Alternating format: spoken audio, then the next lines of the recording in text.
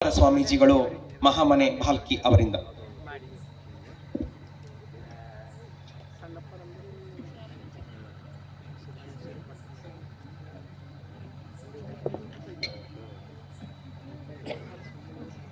ಮೂಕಂ ಕರೋತಿ ವಾಚಾಲಂ ಪಂಗುಂ ಲಂಘಯತೆ ಗಿರಿಂ ಯತ್ಕೃಪಾತಮಹಂ ವಂದೇ ಪರಮಾನಂದ ಮಾಧವ.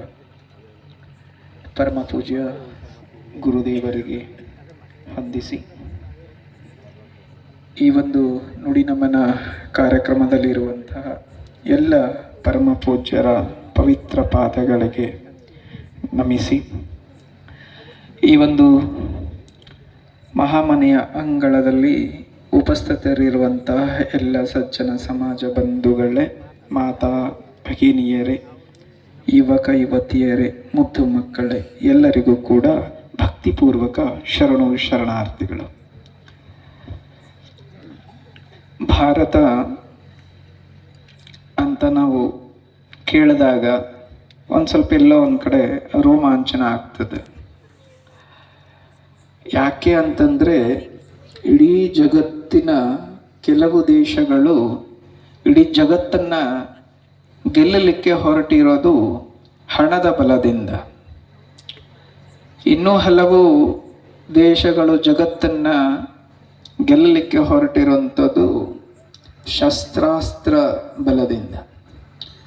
ಇನ್ನೂ ಕೆಲವು ದೇಶಗಳಿದ್ದಾವೆ, ಅವು ಕೂಡ ಈ ಜಗತ್ತನ್ನು ಗೆಲ್ಲಬೇಕು ಅಂತ ಹೊರಟಿದ್ದಾವೆ. ಅದು ಭಯಂಕರ ಭಯೋತ್ಪಾದನೆ ಬಲದಿಂದ ಹೊರಟಿದ್ದಾವೆ. ಯಾವುದಾದ್ರೂ ದೇಶ ಈ ಜಗತ್ತನ್ನು ಇದು ಯಾವುದೂ ಇಲ್ಲದೇನೆ, ಹಣದ ಶಸ್ತ್ರ ಭಯೋತ್ಪಾದನೆ ಇಲ್ಲದೇನೆ ಆಧ್ಯಾತ್ಮಿಕದ ಬಲದಿಂದ ಈ ಜಗತ್ತನ್ನು ಗೆಲ್ಲಲಿಕ್ಕೆ ಯಾವುದಾದ್ರೂ ಹೊರಟಿದೆ ಅಂತಂದರೆ ಆ ದೇಶ ಅದು ನಮ್ಮ ಭಾರತ. ಯಾಕೆ ಅಂತಂದರೆ, ಭಾರತ ಯಾಕೆ ಆಧ್ಯಾತ್ಮಿಕ ದೇಶ ಅಂತಂದಾಗ ನೋಡಿದಾಗ, ಯಾವಾಗ ಈ ದೇಶದಲ್ಲಿ ಅಧರ್ಮ ಅಸತ್ಯ ಹೆಚ್ಚಾದಾಗ, ಮಾನಸಿಕವಾಗಿ ಕುಗ್ಗಿದಾಗ ಬಹಳಷ್ಟು ಮಹಾಪುರುಷರು ಸಂತರು ಜನ್ಮ ತಾಳಿದರು. ಆ ಪೈಕಿ ನೋಡಿದಾಗ ಭಗವಾನ್ ಕೃಷ್ಣ, ಮಹಾವೀರ, ಬುದ್ಧ, ಬಸವಣ್ಣ, ವಿವೇಕಾನಂದರ ನಂತರ ಯಾರಾದರೂ ನಮ್ಮ ಭಾಗದಲ್ಲಿ ನಾಡಿನಲ್ಲಿ ಬೆಳಕನ್ನು ಚೆಲ್ಲಿದ್ರು ಅಂತಂದರೆ ಅದು ಪರಮ ಪೂಜ್ಯ ಜ್ಞಾನಯೋಗಿ ಸಿದ್ದೇಶ್ವರ ಅಪ್ಪಾಜಿಯವರು. ಇಂತಹ ಒಂದು ನುಡಿನಮನ ಕಾರ್ಯಕ್ರಮ, ಅವರ ಒಂದು ನುಡಿನಮನ ಕಾರ್ಯಕ್ರಮಕ್ಕೆ ಗೌರವವನ್ನು ಸಲ್ಲಿಸಲಿಕ್ಕೆ ಪರಮ ಪೂಜ್ಯ ಕಲ್ಯಾಣ ಕಾಕಂಡಿಕಿಯ ನಮ್ಮ ಸಂದೀಪ್ ಗುರುಜಿ ಅಂತಲೇ ಈ ಕಡೆ ಪ್ರಖ್ಯಾತಿಯವರು, ಶಿವಯೋಗೀಶ್ವರ ಅಪ್ಪಾಜಿಯವರು ತಮ್ಮ ಒಂದು ಸಮಯವನ್ನು ಬದಿಗೊತ್ತಿ ಈ ಒಂದು ಮಹಾಮನೆಯ ನುಡಿ ನಮನ ಕಾರ್ಯಕ್ರಮಕ್ಕೆ ಬಂದು ನಮ್ಮೆಲ್ಲರಿಗೂ ಕೂಡಗೆ ಆಶೀರ್ವಚನವನ್ನು ಮಾಡಿ ಆಶೀರ್ವದಿಸಿದ್ದಾರೆ. ಅವರಿಗೆ ಮಹಾಮನೆ ವತಿಯಿಂದ ಮತ್ತು ಬಾಲ್ಕಿಯ ಸಮಸ್ತ ಭಕ್ತರಿಂದ ಅವರಿಗೆ ಹೃತ್ಪೂರ್ವಕವಾದ ವಂದನೆಗಳನ್ನು ನಾನು ಈ ಸಂದರ್ಭದಲ್ಲಿ ಸಲ್ಲಿಸ್ತೇನೆ. ಹಾಗೆ ನಮ್ಮ ಸಾಲೋಟಿಗೆಯ ಪರಮ ಪೂಜ್ಯರು, ಅವರು ವಿಶೇಷ ಒಂದು ರೀತಿ, ಅವರು ಸಾಲೋಟಿಗೆಯೊಳಗೆ ಅವ್ರದ್ದು ಇದು ನಡೆದಿತ್ತು, ಪಟ್ಟಾಭಿಷೇಕ. ಅವತ್ತು ನಮ್ಮ ಸಮೃದ್ಧಿಯ ಜನ್ಮದಿನ ಕೂಡ ಇತ್ತು. ಯಾವಾಗ ಸಮೃದ್ಧಿಯ ಜನ್ಮದಿನ ಅಂತ ಕಿವಿಗೆ ಅವ್ರಿಗೆ ಬಿದ್ದ ತಕ್ಷಣ ಸಂಜೆ ಅವ್ರದ್ದು ಪಟ್ಟಾಭಿಷೇಕ ಇತ್ತು. ನಾವು ಬರ್ತೇವೆ ಅಂತೇಳಿ ಹೊರಟಿದ್ರು ಅವರು. ಅಂದರೆ ಅಂತಹ ಒಂದು ಪ್ರೀತಿ ಈ ಮಹಾಮನೆಗೆ ಮತ್ತು ಬಳತೆ ಪರಿವಾರಕ್ಕೆ ಅವರು ಇಟ್ಟಿರುವಂತಹ ಒಂದು ಪ್ರೀತಿ ಅಲ್ಲಿ ಎದ್ದು ಕಾಣುತ್ತದೆ. ಅವರು ಕೂಡ ಅಷ್ಟು ದೂರದಿಂದ ಈ ಮಹಾಮನೆಯ ಒಂದು ನುಡಿ ನಮನ ಕಾರ್ಯಕ್ರಮಕ್ಕೆ ಬಂದು ನಮಗೆಲ್ಲರಿಗೆ ಆಶೀರ್ವಚನವನ್ನು ನೀಡಿ ಆಶೀರ್ವದಿಸಿದ್ದಾರೆ ಅಂತ ಪೂಜ್ಯರಿಗೂ ಕೂಡ ನಾವು ಮಹಾಮನೆ ಮತ್ತು ಬಾಲ್ಕಿಯ ಪರಮ ಭಕ್ತರಿಂದ ಅವರಿಗೆ ಹೃತ್ಪೂರ್ವಕವಾದಂಥ ವಂದನೆಗಳನ್ನು ನಾವು ಸಲ್ಲಿಸ್ತೇವೆ. ಬಾಲ್ಕಿಯ ಹಿರೇಮಠ ಸಂಸ್ಥಾನದ ಪೂಜ್ಯರು ಮಹಾಲಿಂಗ ಗುರುಗಳು ನಿನ್ನೆ ಅವರ ಆಶ್ರಮಕ್ಕೆ ಹೋಗಿ ವಿಷಯನ ಮುಟ್ಟಿಸಿದಾಗ ಸಂತೋಷಪಟ್ಟರು. ಅವರು ಕೂಡ ಈ ಒಂದು ಕಾರ್ಯಕ್ರಮಕ್ಕೆ ಆಗಮಿಸಿ ನಮ್ಮೆಲ್ಲರನ್ನು ಉದ್ದೇಶಿಸಿ ಆಶೀರ್ವಚನವನ್ನು ಮಾಡಿದ್ದಾರೆ.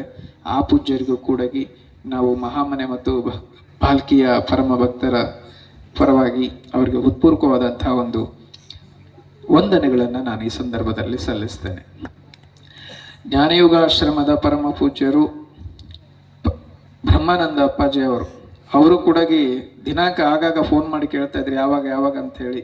ಕೇಳಿದ ತಕ್ಷಣ ಅವರು ಕೂಡ ಇವತ್ತು ಈ ಒಂದು ಕಾರ್ಯಕ್ರಮಕ್ಕೆ ಬಂದು ನಮಗೆ ಅವರ ಒಂದು ದರ್ಶನ ಮುಖಾಂತರ ನಮ್ಗೆಲ್ಲರಿಗೂ ಕೂಡ ಆಶೀರ್ವಾದವನ್ನು ಮಾಡಿದ್ದಾರೆ. ಅವರಿಗೂ ಕೂಡ ನಾವು ಮಹಾಮನೆ ಮತ್ತು ಭಕ್ತರ ಪರವಾಗಿ ಅವರಿಗೆ ಹೃತ್ಪೂರ್ವಕವಾದ ವಂದನೆಗಳನ್ನು ಈ ಸಂದರ್ಭದಲ್ಲಿ ನಾವು ಸಲ್ಲಿಸ್ತೇವೆ. ನೋಡಿ, ನಮ್ಮನ ಕಾರ್ಯಕ್ರಮ ಈ ಬಾರಿ ಒಂಚೂರು ವಿಶೇಷ ಆಗಿದೆ. ಕಾರಣ ಏನು ಅಂತಂದ್ರೆ, ಬಹಳ ದೊಡ್ಡ ವಿಶೇಷ ಏನು ಅಂತಂದ್ರೆ, ಬಳತೆಯವರು ಈ ಬಾರಿ ಅತಿಥಿಗಳಾಗಿ ಬಂದಿದ್ದೇ ಒಂದು ವಿಶೇಷ. ಅದು ಬಹಳ ವಿಶೇಷ. ಆದ್ರೆ ಅವರು ಅತಿಥಿ ಆಗಲಿಕ್ಕೆ ಕಾರಣ ಯಾರು ಅಂತಂದ್ರೆ, ಭಾಲ್ಕಿಯ ಮಹಾಮನೆ ಪರಮ ಪೂಜ್ಯ ಸಿದ್ದೇಶ್ವರ ಅಪ್ಪಾಜಿಯವರ ಭಕ್ತರು ಅಂತ ಹೇಳಿದ್ರೆ ತಪ್ಪಾಗ್ಲಿಕ್ಕೆ ಸಾಧ್ಯತೆ ಇಲ್ಲ. ನಾವು 4ನೇ ತಾರೀಕು ಅಂತ ಅನ್ಕೊಂಡಿದ್ವಿ. ಆದರೆ ಚಳಿ ಸಂಬಂಧ ಅವರೆಲ್ಲ ನಿಮ್ಮೆಲ್ಲ ರಕ್ಷಣೆಯನ್ನು ಆಗಬೇಕು, ನೋಡಬೇಕು, ನಿಮ್ದೆಲ್ಲ ಒಂದು ಜಾಸ್ತಿ ಚಳಿ ಆಗಬಾರ್ದು, ಅದರಿಂದ ಹಿರಿಯರಿಗೆ ಆರೋಗ್ಯ ಕೆಡಬಾರ್ದು ಅಂಥೇಳಿ ನಾವು 11ಕ್ಕೆ ಇಟ್ಕೊಂಡ್ವಿ. ಆದರೂ ಕೂಡ ಚಳಿ ಏನು ಕಡಿಮೆ ಆಗಲಿಲ್ಲ. ಆ ಚಳಿ ಇದ್ರೂ ಕೂಡ ನೀವೆಲ್ಲರೂ ಇಷ್ಟು ಒಂದು ಸಂಖ್ಯೆಯಲ್ಲಿ ಆಗಮಿಸಿ ಗುರುಗಳಿಗೆ ಒಂದು ಗುರುನಮನ ಸಲ್ಲಿಸುತ್ತಾ ಮತ್ತು ಎಲ್ಲ ಪರಮ ಪೂಜ್ಯರ ಒಂದು ಆಶೀರ್ವಾದವನ್ನು ನೀವೆಲ್ಲರೂ ಏನು ಪಡೆದಿದ್ದೀರಲ್ಲ, ನಿಮ್ಮೆಲ್ಲರಿಗೂ ಕೂಡ ನಾನು ವಂದನೆಗಳನ್ನು ಈ ಸಂದರ್ಭದಲ್ಲಿ ನಾನು ಸಲ್ಲಿಸ್ತೇನೆ. ಆದರೆ ಈ ಒಂದು ಕಾರ್ಯಕ್ರಮ ನಾವು ಕೂತ್ಕೊಂಡು ಸಭೆಯಲ್ಲಿ ಯೋಚನೆ ಮಾಡಿದಾಗ ಭಾಲ್ಕಿಯ ಭಕ್ತರು ಯೋಚನೆ ಮಾಡಿದ್ದೀವಿ ಏನಂತಂದ್ರೆ, ನಾವೆಲ್ಲರೂ ಜವಾಬ್ದಾರಿಯನ್ನ ತೆಗೆದುಕೊಳ್ತೇವೆ ಅಂತ. ಆ ರೀತಿ ಜವಾಬ್ದಾರಿಯನ್ನ ಕೆಲವು ಭಕ್ತರು ತೆಗೆದುಕೊಂಡಿದ್ದಾರೆ. ಅವರಿಗೆ ನಾನು ಅವ್ರ ಹೆಸರುಗಳನ್ನ ಹೇಳ್ತಾನೆ. ದಯವಿಟ್ಟು ಅವರು ವೇದಿಕೆ ಮುಂಭಾಗಕ್ಕೆ ಬರಬೇಕು. ಅವರಿಗೆ ನಮ್ಮ ಮಹಾಮನೆ ಕಡೆಯಿಂದ ಒಂದು ಗೌರವವನ್ನು ಸಲ್ಲಿಸಲಾಗ್ತದೆ. ಬಸವರಾಜ್ ದೊಬಲ್ಗುಂಡಿ ಅವರು ವಯಸ್ಸಿನಲ್ಲಿ ಹಿರಿಯರು. ಅವ್ರದ್ದು ಭಕ್ತಿ ಎಂಥದ್ದು ಅಂತಂದಾಗ ನಾವು ಸಭೆಯಲ್ಲಿ ಏನೇನು ಮಾಡಬೇಕು, ನಾವು ಭೋಜನದ್ದು ಲೀಸ್ಟ್ ಮಾಡಿರಲಿಲ್ಲ. ಆಗಲೇ ಅವರು ಹೇಳಿದ್ರು, ನನ್ನ ಕಡೆಯಿಂದ 4 kg ಹಸುವಿನ ತುಪ್ಪವನ್ನು ನಾನು ಕೊಡ್ತೇನೆ ಅಂತ ಹೇಳಿ. ನಿಜಕ್ಕೂ ಕೂಡ ಅವರು ತುಂಬ ಹಿರಿಯರು ಕೂಡ. ಅವರ ಭಕ್ತಿ ನಮಗೆ ಅಲ್ಲೇ ಕಾಣ್ತು. ದಯವಿಟ್ಟು ಅವರು ವೇದಿಕೆಯ ಒಂದು ಮುಂಭಾಗಕ್ಕೆ ಬರಬೇಕು ಅಂತ ನಾನು ಹೇಳ್ತಾ, ಪರಮ ಪೂಜ್ಯರು ನಮ್ಮ ಶಿವಯೋಗೇಶ್ವರ ಅಪ್ಪಾಜಿಯವರು ಅವರಿಗೆ ಒಂದು ಗೌರವವನ್ನು ಸಲ್ಲಿಸಬೇಕು ಅಂತ ಹೇಳಿ ನಾನು ಅವರಲ್ಲಿ ಒಂದು ಪ್ರಾರ್ಥನೆಯನ್ನು ನಾನು ಮಾಡ್ತೇನೆ. ಭವಿಷ್ಯ ಅವರು ಇಲ್ಲಿದ್ದಾರೋ ಇಲ್ಲ, ಅವರು ಅಲ್ಲಿದ್ರೆ ಭೋಜನ ಕರೀರಿ ಒಂಚೂರು. ಹಾಗೆ ಈ ನಾವೇನು ವೇದಿಕೆಯ ಒಂದು ನೋಡ್ತಾ ಇದ್ದೀವಿ, ಇದು ಹೂವಿನ ಅಲಂಕಾರ, ಎಲ್ಲರೂ ಕೂಡ ಯಾವುದೇ ಒಂದು ಇದು ತಗೊಳ್ತಾನೆ ಸೇವೆಯನ್ನು ಸಲ್ಲಿಸಿರುವಂಥದ್ದು. ಆ ವೇದಿಕೆಯ ಒಂದು ಕೆಲವೊಂದು ಬಿಡಿ ಹೂವುಗಳನ್ನ ಅವರು ಕೂಡ ರೈತರು. ನಾನು ಯಾಕೆ ಅವ್ರನ್ನ ತಗೊಳ್ತಾ ಇದ್ದೇನೆ ಅಂದರೆ, ಬಹಳ ಭಕ್ತಿಯಿಂದ ಸಮರ್ಪಣೆಯನ್ನ ಮಾಡಿದ್ದವರು ಮಲ್ಲಿಕಾರ್ಜುನ್ ಪಾಟೀಲ್ ಜಿ ಅವರು. ದಯವಿಟ್ಟು ಅವರು ವೇದಿಕೆ ಮುಂಭಾಗಕ್ಕೆ ಬರಬೇಕು. ಅವರು ಕೂಡ ಇದರ ಇಲ್ಲ ಅವರು ಸಹ ಈಗ ನೋಡಿದ್ರೆ ಅವರು ಅಲ್ಲಿ ಸೇವೆ ಮಾಡಲಿಕ್ಕೆ ಹೋಗಿರ್ಬೇಕು ಅಂತ ಅನ್ಸುತ್ತೆ. ಮತ್ತೆ ಈ ಭಾಲ್ಕಿಯ ಒಂದು ನಗರದ ಪತಂಜಲಿ ಯೋಗ ಸಮಿತಿ ಮತ್ತೆ ಜೈ ಗುರುದೇವ ಯೋಗ ಟ್ರಸ್ಟಿನ ಎಲ್ಲ ಸದಸ್ಯರು ಕೂಡ ನಮಗೆಲ್ಲರಿಗೂ ಕೂಡ ಊಟವನ್ನ ಅಂದ್ರೆ ಭೋಜನವನ್ನ ಅವರು ಸೇವಾ ರೂಪದಲ್ಲಿ ನಮಗೆಲ್ಲ ವ್ಯವಸ್ಥೆಯನ್ನು ಮಾಡಿದ್ದಾರೆ. ಆ ತಂಡದ ಕೆಲವರು ವೇದಿಕೆ ಮೇಲೆ ಬರಬೇಕು. ಅವರು ವಿಜಯ್ ಕುಮಾರ್ ಸುರುಗುಂಟೆ ಅವರು ದಯವಿಟ್ಟು ವೇದಿಕೆ ಮುಂಭಾಗಕ್ಕೆ ದಯವಿಟ್ಟು ಬರಬೇಕು. ನಿಮ್ಮ ತಂಡದವರನ್ನು ಕೂಡ ಕರೆದುಕೊಂಡು ಬನ್ನಿ. ಅವರೆಲ್ಲರ ಪರವಾಗಿ ವಿಜಯ್ ಕುಮಾರ್ ಸುರುಗುಂಟೆ ಅವರಿಗೆ ಮಹಾಮನೆ ವತಿಯಿಂದ ಒಂದು ಗೌರವವನ್ನು ಸಲ್ಲಿಸೋಣ. ದಯವಿಟ್ಟು ಶಿವಯೋಗೇಶ್ವರ ಅಪ್ಪಾಜಿ ಅವರು ಹೋಗರು.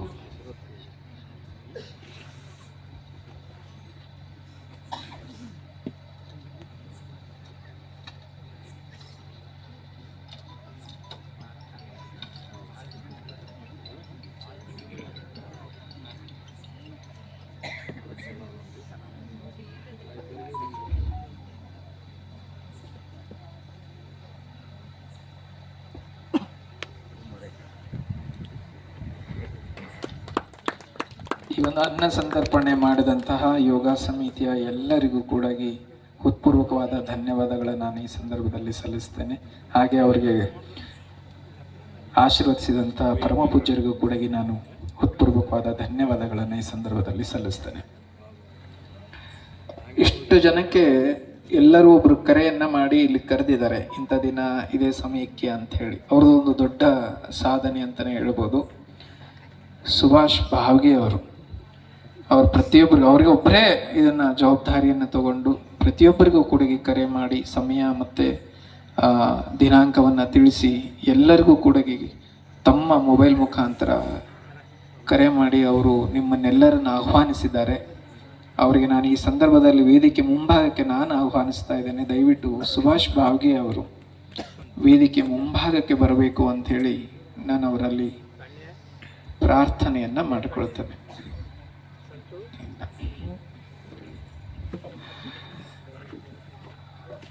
ಸೇವೆ ಮಾಡಿದವರಂತರೆಲ್ಲರೂ ಈಗಲೂ ಕೂಡ ಸೇವೆ ಮಾಡ್ತಾ ಇದ್ದಾರೆ. ನಿಜಕ್ಕೂ ಕೂಡ ಅವರಿಗೆ ಒಂದು ಚಪ್ಪಾಳೆ ಬರಲಿ ಅಂತ ಹೇಳಿ.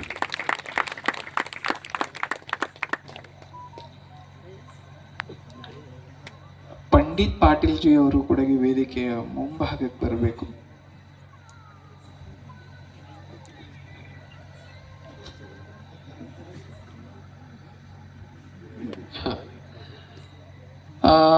ನಮಗೆ ವಚನ ಗಾಯದ ಮುಖಾಂತರ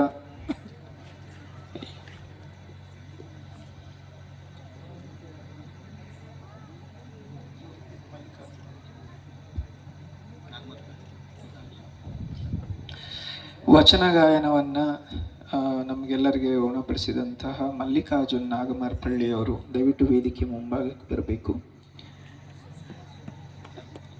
ಸಂಜೀವ್ ಕುಮಾರ್ ಜಿ, ಬನ್ನಿ, ಇಬ್ರು ಬನ್ನಿ. ಪರಮ ಪೂಜ್ಯ ಮಹಾಲಿಂಗ ಗುರುಗಳು ಅವರಿಗೆ ಗೌರವವನ್ನು ಸಲ್ಲಿಸಬೇಕು ಅಂತ ಹೇಳಿ ಅವರಲ್ಲಿ ನಾನೊಂದು ಸವಿನಯ ಪ್ರಾರ್ಥನೆಯನ್ನು ಸಲ್ಲಿಸ್ತೇನೆ.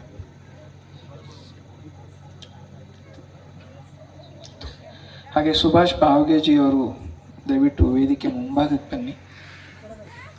ಪರಮ ಪೂಜ್ಯ ಸಂಗಮೇಶ್ವರ ಗುರುಗಳು ಅವರಿಗೆ ಗೌರವ ಸಲ್ಲಿಸಬೇಕು.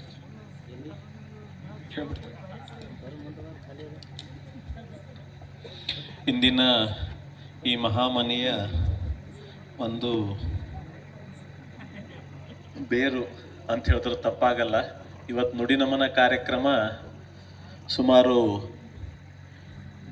3 ಮೀಟಿಂಗ್ಗಳು ತಗೊಂಡು ನಮ್ಮ ಹೆಸರು ಹೇಳಬೇಡ್ರ ಅಂತ ಹೇಳ್ಯಾರ. ಆದರೂ ಕೂಡ ಪರಮ ಪೂಜ್ಯ ಶ್ರೀ ಕುಮಾರಸ್ವಾಮಿ ಅವರಿಗೆ ಮಹಾಮನೆ ವತಿಯಿಂದ ಸನ್ಮಾನ ಅಮರ್ ಜೋಳದಪ್ಪಿಗೆ ಅವರು ನೆರವೇರಿಸಿಕೊಡ್ಬೇಕಂತ ಕೇಳ್ಕೊತೀನಿ.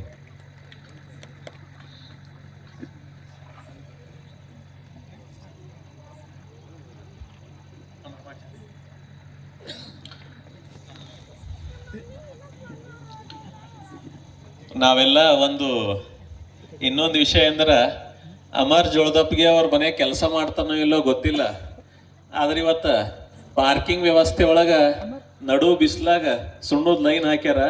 ದಂಪತಿಗಳು ಇಬ್ಬರು ಬಂದು ಸೇವೆ ಮಾಡ್ಯಾರ. ಅದರ ಸಲುವಾಗಿ ಪಾರ್ಕಿಂಗ್ ವ್ಯವಸ್ಥೆ ಜವಾಬ್ದಾರಿಯನ್ನು ಒಂದು ಅಚ್ಚುಕಟ್ಟಾಗಿ ನಿರ್ವಹಿಸಿರುವ ಅಮರ್ ಜೋಳದಪ್ಪಿಗೆ ಅವರಿಗೆ ತಂಡದ ಪರವಾಗಿ ಮಹಾಲಿಂಗ ದೇವ್ರ ಸನ್ಮಾನ ಮಾಡ್ಬೇಕಂತ ಕೇಳ್ಕೊತಾ ಇದ್ದೀನಿ. ಅದಾದ ನಂತರ ದುಡ್ಡು ಇದ್ದವರೇ ದುಡ್ಡು ಕೊಡ್ತಾರಂತ ಒಂದು ಬಹಳ ತಪ್ಪು ಕಲ್ಪನೆ ಅದ. ಕೊಡೋ ಮನಸ್ಸು ಬೇಕು ಹೊರತು ದುಡ್ಡು ಮುಖ್ಯ ಇಲ್ಲ.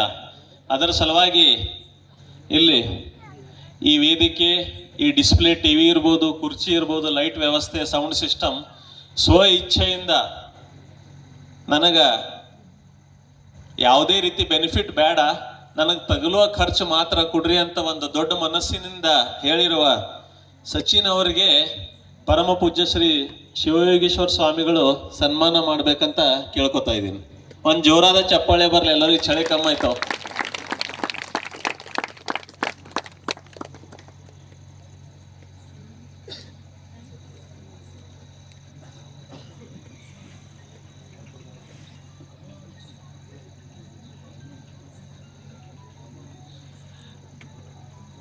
ಅದೇ ರೀತಿ ಸ್ಟೇಜ್ ಹಾಗೂ ಮಹಾಮನಿ ಗೇಟ್ ಮುಂದೆ ಸುಮಾರು ಒಂದು 2-3 ತಾಸು ಕೂತ್ಕೊಂಡು ರಂಗೋಲಿ ಹಾಕಿರುವ ನಿಧಿ ಅಮರ್ ಜೋಳದಾಪ್ಗೆ ಹಾಗೂ ಪಾರ್ವತಿ ಡೊಣಗಾಪುರೆ, ಪೂಜಾ ದಶಮುಖಿ ಇವರೆಲ್ಲರ ಪರವಾಗಿ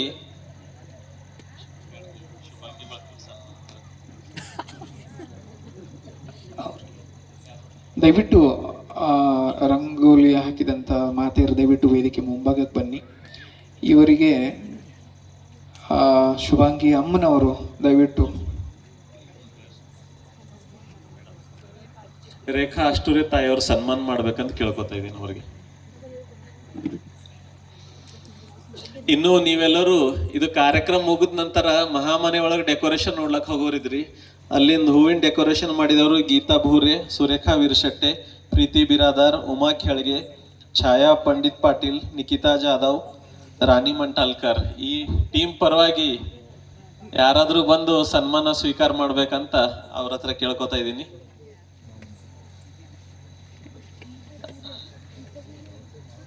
ಅವ್ರ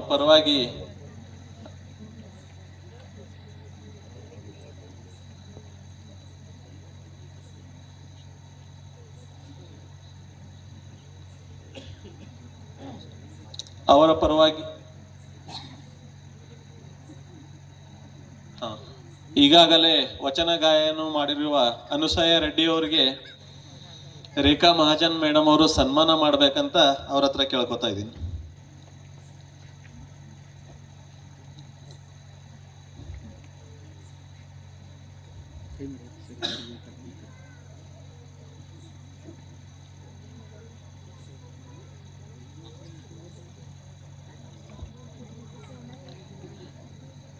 ಈ ಒಂದು ಕಾರ್ಯಕ್ರಮ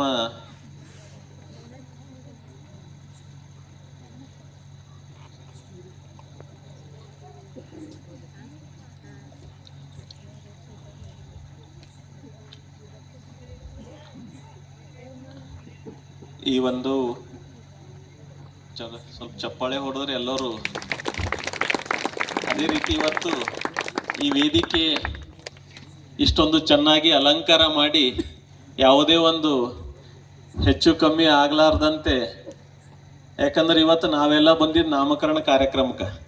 ಅದರ 9 ತಿಂಗಳು ಆ ಮಗು ತಾಯಿಗೆ ಏನು ನೋವು ಕೊಟ್ಟಿರ್ತದ ತಾಯಿಗೆ ಮಾತ್ರ ಗೊತ್ತಿರ್ತದಂತ. ಆ ರೀತಿ ಇವತ್ತು ನಾವು ವೇದಿಕೆ ಭಾಳ ಚಲೋ ಕಾಣ್ಲತ್ತದ.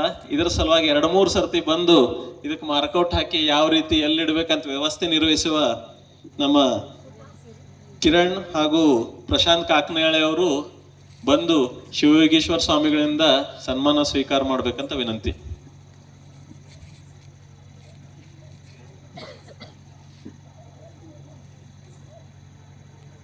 ಇದಾದ ನಂತರ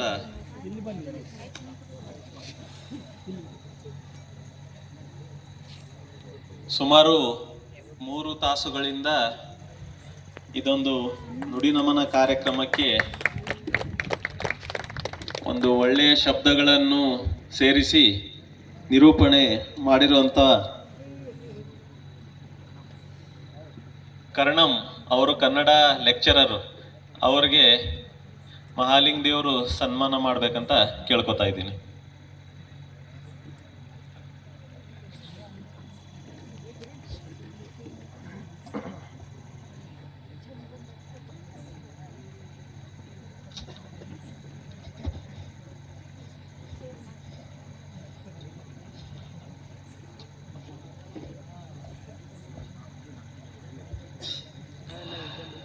ಈ ಒಂದು ಕಾರ್ಯಕ್ರಮವನ್ನ ನೇರ ಪ್ರಸಾರವನ್ನ ಮಾಡಿದವರು ಬೆಂಗಳೂರಿನ ಚಿರಂತನ ಸ್ಟುಡಿಯೋದವರು. ದಯವಿಟ್ಟು ಅವರು ಕೂಡ ವೇದಿಕೆ ಮುಂಭಾಗಕ್ಕೆ ಬರಬೇಕು. ಪರಮಪೂಜ್ಯ ಬ್ರಹ್ಮಾನಂದ ಅಪ್ಪಾಜಿ ಅವರು ಅವರಿಗೆ ಗೌರವವನ್ನು ಸಲ್ಲಿಸಬೇಕು ಅಂತ ಹೇಳಿ ನಾನು ಅವರಲ್ಲಿ ಪ್ರಾರ್ಥನೆಯನ್ನ ಮಾಡಿಕೊಳ್ತೇನೆ.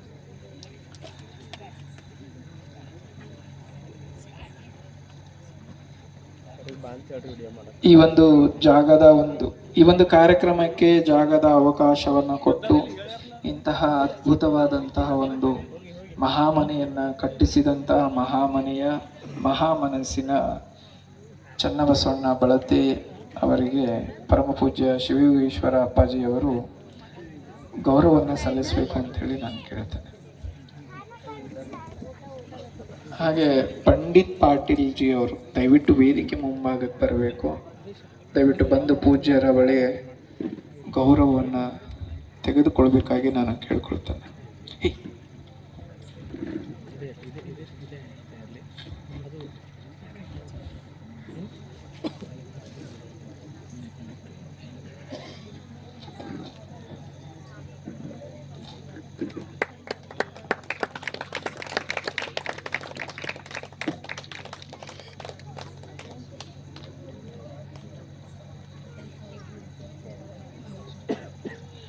ಹಾಗೆ ಬೀದರಿನ ಸಹಜ ಸ್ಥಿತಿ ಯೋಗದ ಧ್ಯಾನ ಮಂದಿರದಿಂದ ಕೂಡ ಬಹಳಷ್ಟು ಜನ ಇಲ್ಲಿಗೆ ಬಂದಿದ್ದೀರಿ.